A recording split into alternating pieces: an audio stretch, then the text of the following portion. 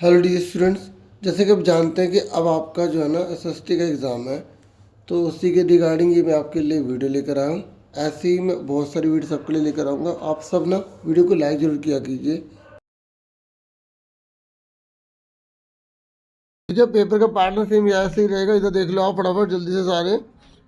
वायुमंडल में सर्वाधिक मात्रा में पाई जाने वाली गैस कौन सी है? मतलब हमारे जो वातावरण है उसमें सबसे ज़्यादा कौन सी गैस पाई जाती है? वो पाई जाती है नाइट्रोजन। ठीक है, आप खुद आंसर बताते जाना और अपने आंसर मैच करते चले जाना। ठीक है, फिर हवाई जहाज उड़ाने के लिए सर्वश्रेष्ठ परिस्थितियाँ आपको किस मंडल में प्राप्त होंगी? मतलब अगर मुझे हवाई जहाज उड़ाना है तो देखो आपको सारे ट्रोपोस्फियर जितने भी सारे है ना मंडल, वो सारे याद कर लेना, बुक में बने हुए हैं। और वो कितने किलोमीटर तक है वो सारे करना, जो मैं इस वीडियो में बता रहा हूँ। खाली उतना नहीं करना, जो उसके आसपास की चीज़ें भी करनी है। ठीक है, तो हवाई जहाज को उड़ाने के लिए सबसे परिस्थिति आपको किस मंडल में मिलेंगी?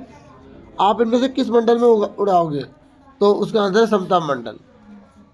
फिर नेक्स्ट है विश्व पर्यावरण दिवस कब मनाया जाता है? तो वो बताओ कब मनाया जाता है? वो मनाया जाता है 5 जून को। ठीक है, अगर आपसे पूछेगा कि विश्व जल दिवस कब मनाया जाता है तो ये कमेंट करके आप बताइएगा कि वाटर डे कब मनाते हैं। ठीक है, फिर है सूर्य से आने वाली वह ऊर्जा जिसे पृथ्वी रोक लेती है डैश कहलाती है? बताओ, जो सूर्य से आने वाली ऊर्जा है ना जिसे पृथ्वी रोक लेती है उसे क्या बोलते हैं? तो डियर इसका आंसर है आतपन। ठीक है, नेक्स्ट क्वेश्चन है, ये कह रहा है निम्नलिखित में से कौन तुगलक वंश का शासक नहीं था? देखो तुगलक में कौन सा इनमें से राजा नहीं हुआ? तो आपका आंसर है अलाउद्दीन तुगलक। ठीक है, ये आपको याद रखना है।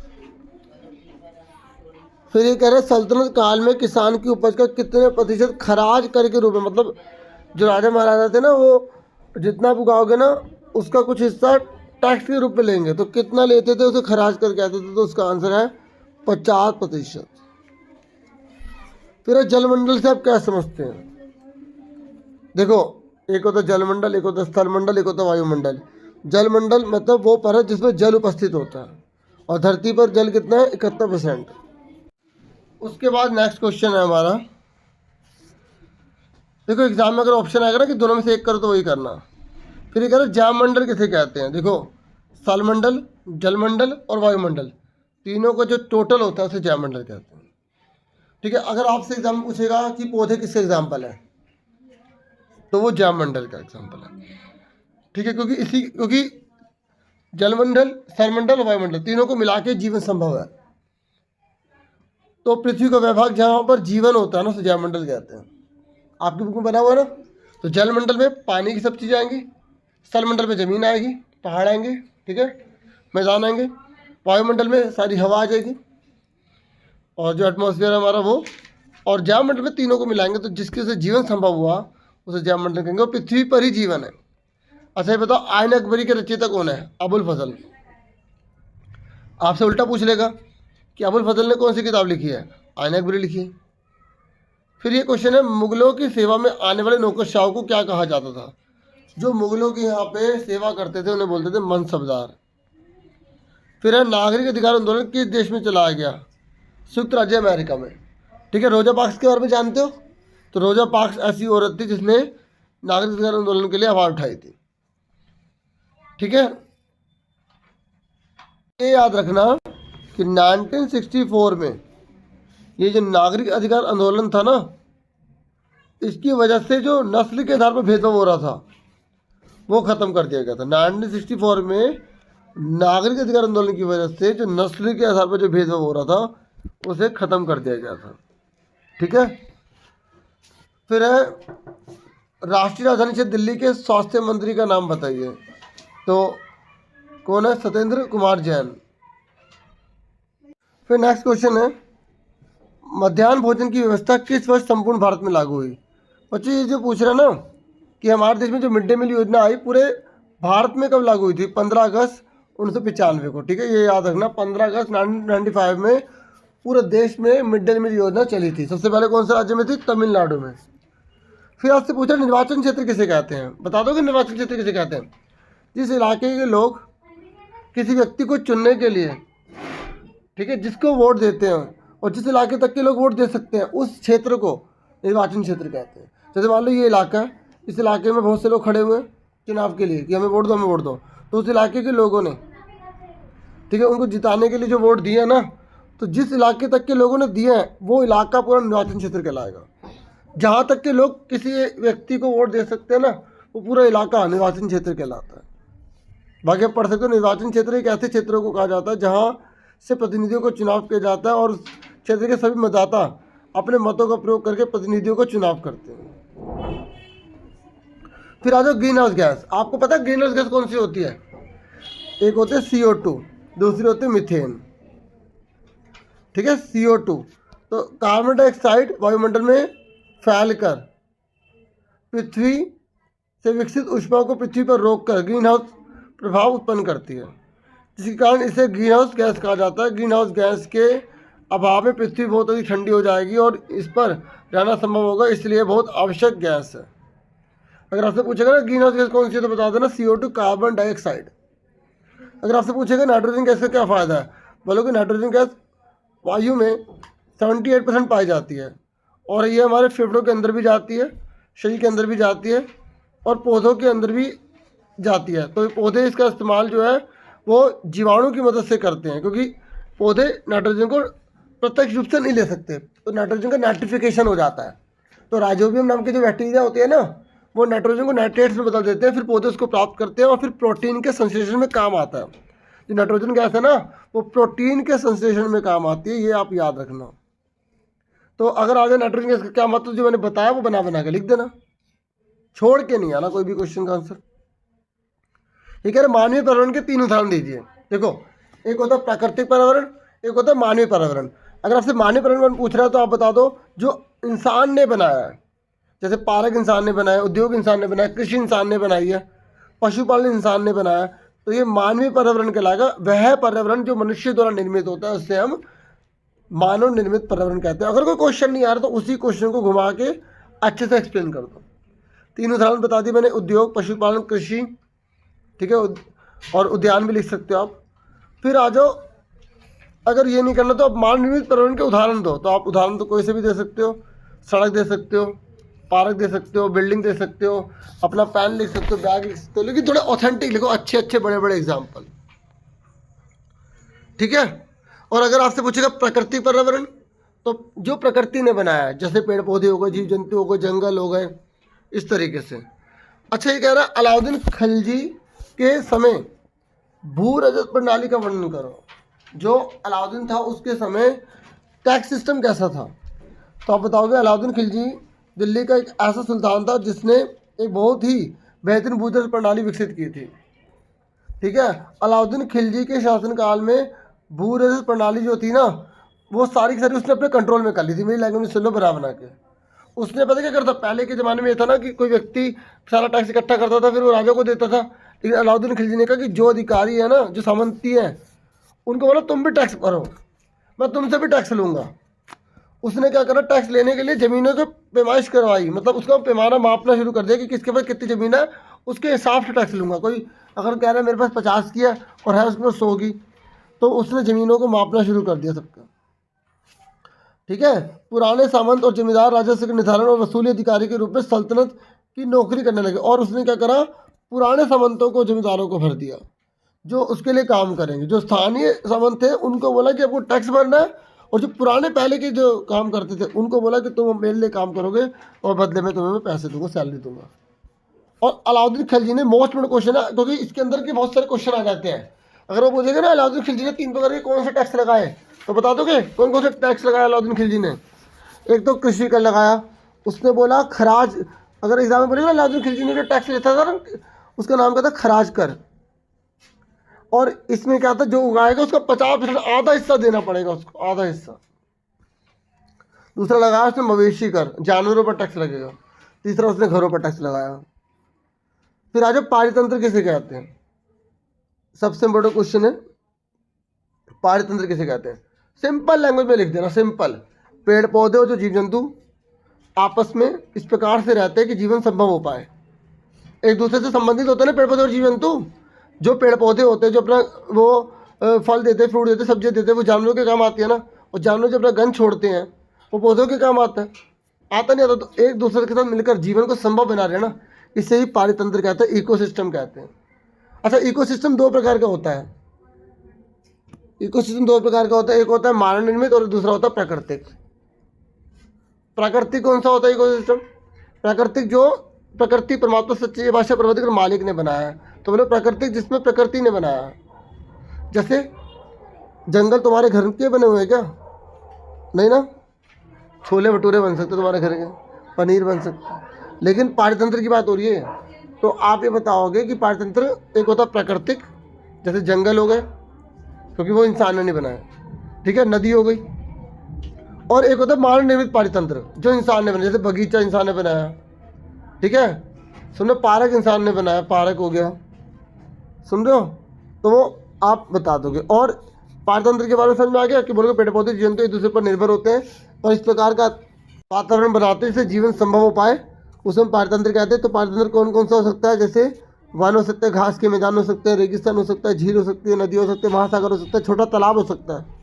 तो छोटा तालाब क्या होगा? मानव निर्मित। रेगिस्तान क्या होगा? प्राकृतिक। पर्वत क्या होगा? प्राकृतिक। झील क्या होगा? प्राकृतिक और मानव निर्मित, दोनों हो सकते हैं। झील प्राकृतिक भी होती है, जो इंसान ने बनाई है वो मानव निर्मित हो जाएगी, जो परमात्मा ने बनाई है, जो प्रकृति ने बनाई है वो प्राकृतिक हो जाएगी। अब आगे देखते हैं अगला क्वेश्चन। अगर सुल्तानों को एक विशाल सेना रखनी पड़ती थी, क्यों? बताओ। जो सुल्तान होते थे, अब कोई भी क्वेश्चन राजा, खुद सोचो कि कोई भी राजा इतनी बड़ी सेना क्यों रखेगा? दुश्मन से बचने के लिए ना। अगर आप कॉमन भी लगाओगे तो, लेकिन फिर भी यहाँ पे आंसर डीपली समझ लो। अलाउद्दीन खिलजी और मोहम्मद तुगलक के शासनकाल के दौरान दिल्ली सल्तनत पर मंगोलों का आक्रमण काफ़ी बढ़ गए थे। पहला कारण पता, सुल्तानों ने अपनी आर्मी क्यों रखी? क्योंकि मंगोल अटैक कर रहे थे बार बार। कौन अटैक कर रहे थे? मंगोल। दूसरा, वो चाहते थे कि उनकी राजधानी सबसे सुरक्षित रहे, इसलिए उसकी प्रजा सुरक्षित रहे, इसलिए प्रशासन अच्छे तरीके से हो, इसलिए राजकोष पर बोझ भी बढ़ चला, इसलिए नुकसान ये हुआ। जब आप सेना बहुत रखोगे तो उनका खर्चा पानी नहीं करोगे क्या? तो इससे नुकसान ये हुआ कि सेना का खर्चा बहुत बढ़ गया। इससे क्या हुआ? राजकोष में तो होता है टैक्स सिस्टम, और जो पैसे कलेक्ट करता है ना, राजकोष में तो होता है उसका ट्रेजरी, मतलब खजाना जिसके अंदर रखा जाता है। तो राजा अपने पास पैसा जमा करता था कि वो फिर खर्च कर सके। तो राजकोष उसका मतलब बहुत ज़्यादा खर्च होने लगे क्योंकि उनको सबको खाना पिलाना था, इसलिए। फिर क्वेश्चन है, सल्तनत कालीन दिल्ली पर एक टिप्पणी लिखो या उसके बारे में बताओ। बताओ सल्तनत के बारे में बताओ दिल्ली की। तो आप बता देना कि लगभग 13वीं सदी के आरंभ में दिल्ली सल्तनत की स्थापना हुई थी। 13वीं सदी में। कब हुई थी? 13वीं सदी में। इसके साथ दिल्ली एक ऐसी राजधानी बदल गई जिसका नियंत्रण उस उपमहाद्वीप के बड़े क्षेत्र पर फैला था, और दिल्ली सल्तनत पर लगभग 5 वंश के शासकों ने शासन किया था। 5 वंश के शासकों ने, दिल्ली सल्तनत पर 5 वंश के शासकों ने, और इन्हीं के शासनकाल के बारे में बता रखा है। पहला सुनो भाई, लाइन से, ये बुक में आपको पहला पेज दे रखा है, उसमें आएगा, लिख देगा पहले कौन सी सल्तनत आई, तो लाइन से लगाना होगा। तो देख लो कौन सी थी पहले। सबसे पहले तुर्की शासक, जिन्हें गुलाम वंश कहते हैं।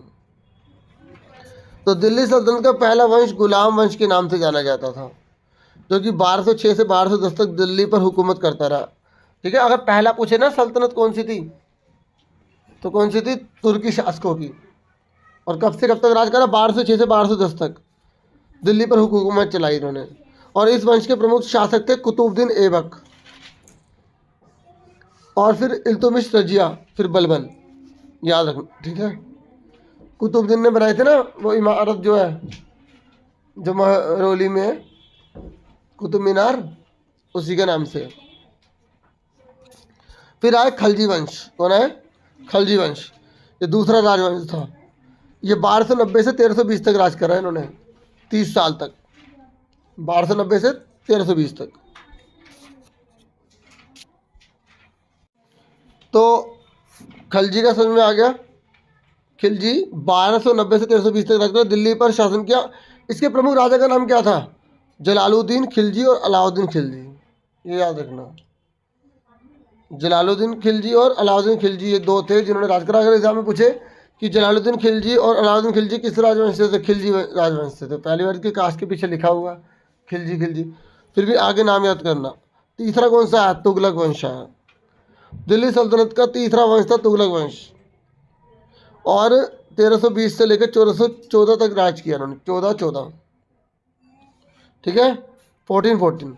इस वंश के प्रमुख राजा कौन थे? एक था गयासुद्दीन तुगलक, मोहम्मद तुगलक और फिरोज शाह तुगलक। फिर आए सैयद वंश। देखो अगर उल्टा सीधा आ जाए, लाइन से लगा लोगे ना। पहले कौन आया? तुर्की, फिर खिलजी, फिर तुगलक, फिर सैयद। ठीक है, तो सैयद राजवंश सुन लो, और लास्ट में आया था लोधी। ठीक है, तो सैयद, इन्होंने 1414 से 1451 तक सैयदों ने राज करा, और इसके राजा का नाम था खिज्र खान, जो प्रमुख था, खिज्र खान, खिज्र खान। ठीक है, फिर है लोधी वंश। दिल्ली सल्तनत का अंतिम वंश था लोधी, और इन्होंने 1451 से 1526 तक दिल्ली पर राज किया। 1451 से 1526 तक राज किया इन्होंने। ठीक है, और दिल्ली सल्तनत के बाद भारत पर मुगल वंश, उसके बाद सल्तनत खत्म हो गई, लोधियों के बाद सल्तनत खत्म हो गई, फिर आए मुगल। और मुगल को आपको पता है पहले मुगल कौन था, फिर मुगल कौन था, फिर मुगल कौन था, पता है? तो मैं आपको बताऊंगा ना, मैं हूं ना।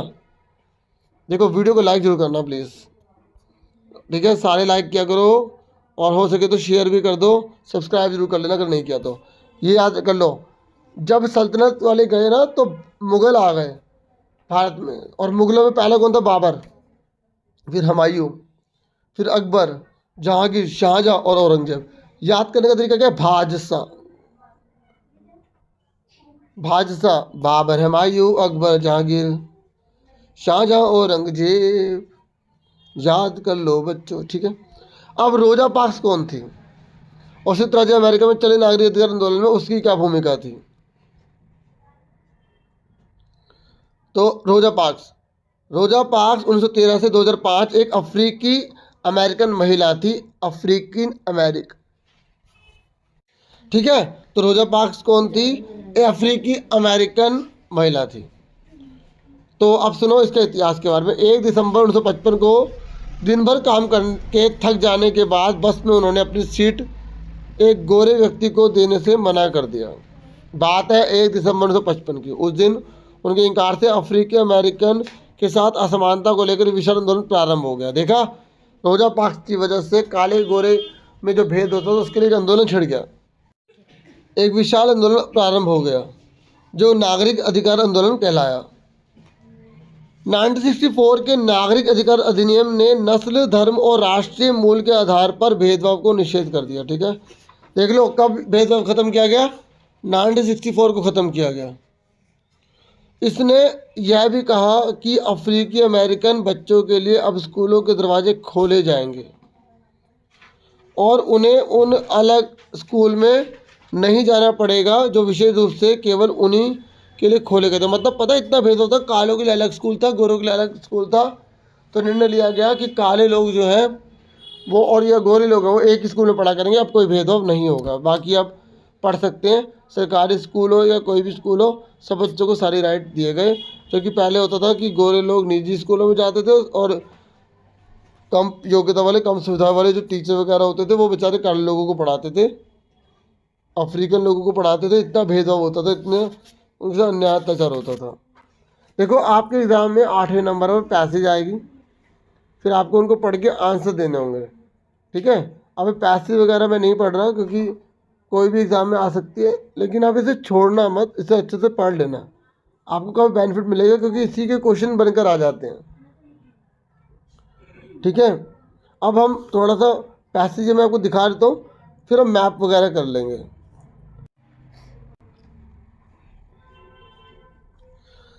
अच्छा, लड़का लड़की में क्या भेदभाव होता है ये आपको अच्छे से पता होना चाहिए।